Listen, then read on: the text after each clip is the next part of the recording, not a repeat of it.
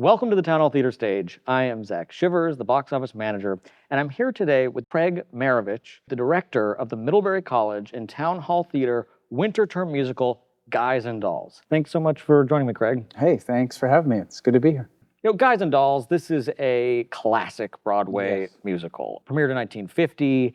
It got a pile of Tony Awards. It then went on for 1,000 plus shows on Broadway. And of course, it's been played so many other places since then. Yeah. For you, what makes this such an enduring classic? Why are we continuing to put this show on again and again? Yeah, I mean, I think any great piece of art, any great piece of theater that endures, like there's something at the center of it that speaks to who we are as humans, right?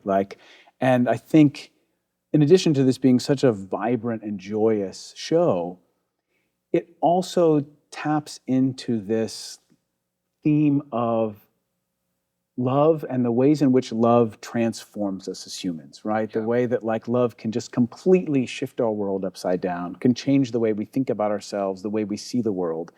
And I think that being sort of a central theme and a trope of this musical is something that people can relate to for generations. Love is enduring, and therefore Guys and Dolls is enduring. I think so. I think that's a part of it. And the music is so dang good. Not everyone knows musicals, and not everyone knows this musical. So for people who don't know, briefly, sort of what is this musical about? This musical really follows a group of people that are on the fringes of society. And it starts with the central character, Nathan Detroit, who is been a hustler and a gambler since he was 14 years old. And he's trying to find a place to have this craps game because he doesn't have any money. He makes a bet with a high roller named Sky Masterson. And the bet is that Sky has to take this other character named Sarah Brown, needs to take Sarah Brown to Havana, Cuba on a date.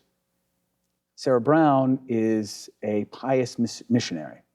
So she, like all these other characters, is on the fringes of society in a different way. And Nathan makes a bet with Sky, and Sky says, I'll give you $1,000 if I don't take Sarah to Havana. And Nathan thinks it's a sure bet. And then from there, the story kind of unfolds. This isn't just a musical. This is the winter term musical, which is a very special collaboration that's been going on since 2005, when the artistic director of Town Hall Theater, Doug Anderson, and the beloved voice teacher and music department faculty at Middlebury College, Carol Christensen, came together to make this joint production happen. Now, this is your first time. This is your first time directing a winter term musical.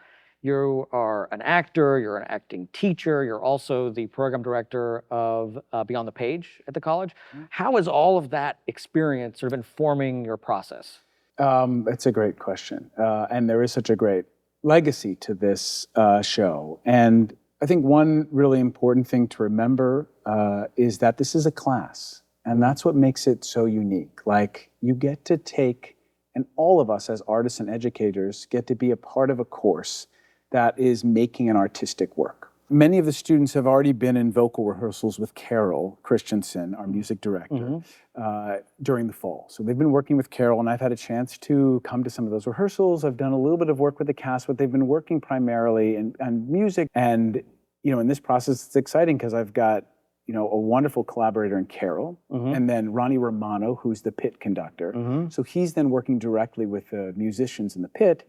And then Crystal Brown, who is our choreographer, right? And so she's going to be working with all of the students as well as some students that are just specifically dancers. And so many of the students in this show possess just such a wide range of talents that they bring to this process.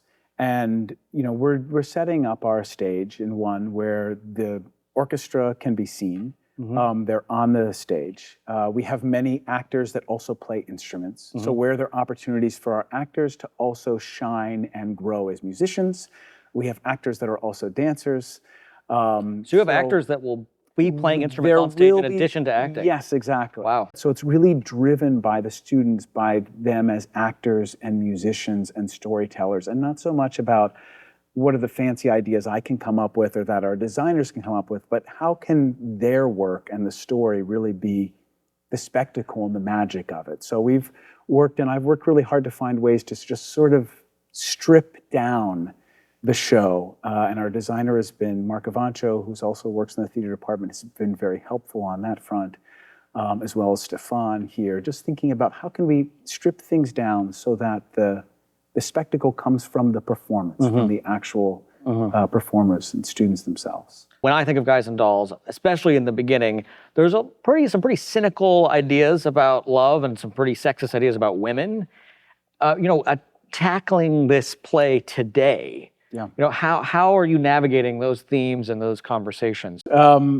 No, there definitely are. I mean, even just in the title, they set up this binary of guys and dolls, right? And we all know that gender exists not on a binary at all. Like, it's very fluid. It exists on this wide spectrum. And I think one of the things we're going to be investigating with our production, and the students are going to be investigating, is how can we complicate that binary that's set up? In our production, the students in our cast represent a wide range of genders, of cultural backgrounds, of lived experiences. And so many of the female characters in this story, primarily Sarah and Adelaide, have this, they're both such fierce, independent women. And they were written like that. And so I think when we look at it through today's lens, we really can lean into the fact that these are women that are very independent, they're very resourceful, they're very smart, they're very savvy, they're very strong in their convictions and beliefs. And in many ways, it is the women in this story that help allow some of the men to sort of change their perspective on who they are, maybe what does it mean to be a man, what does it mean to be in love. So in many ways, they're the ones that sort of drive that discovery that happens for so many of the men in this story. I'm wondering if you could speak even more to some of the directorial choices that you're making that are going to be specific to this production, that are going to make it different from any other version or telling of Guys and Dolls anyone has seen elsewhere. So there's some ways that we're going to use the space that I think is going to feel kind of exciting here in Town Hall Theater. The stage is getting expanded upon, so we're going to really be close to the audience. We're going to have opportunities to be sort of going in and out through the audience in different configurations, having the musicians on stage, having musicians possibly move at different times. This show has the show's set in New York City, that goes to Havana, it goes in the sewers, it's like there's an opportunity to do some incredible things in terms of production value. But I think you can also gain that when you sort of go, we're going to strip that aside and let the music sing, let the story sing, and let the actors and singers and dancers really own this story. So how do you think people are going to be transformed by this show? When they come out of it, how are they going to be different than they were when they came in? I hope people feel that sense of exuberance and joy coming out of it, that I think the music just can take you for that ride. So I hope it's one of those experiences you leave and you can't stop humming the tunes or tapping your toe. We go to the theater to do many different things. We go to the theater to sometimes question ourselves, to be in conversation with the challenges of the world around us.